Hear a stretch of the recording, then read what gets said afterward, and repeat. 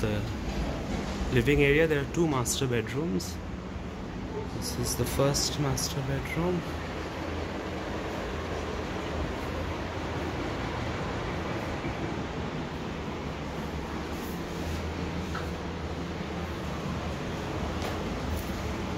The balcony is very big and spacious. If you have a look here.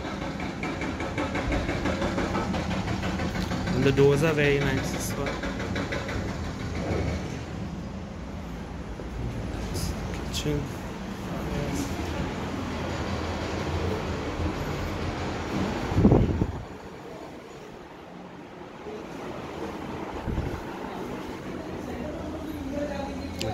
This is a 10 by 10 bedroom. Third bedroom, you can say 10 by 10. This also has a cupboard in the wall, built into the wall. And this is the common bathroom.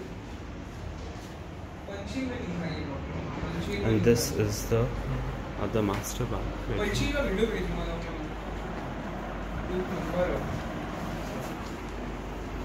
The ensuite is a nice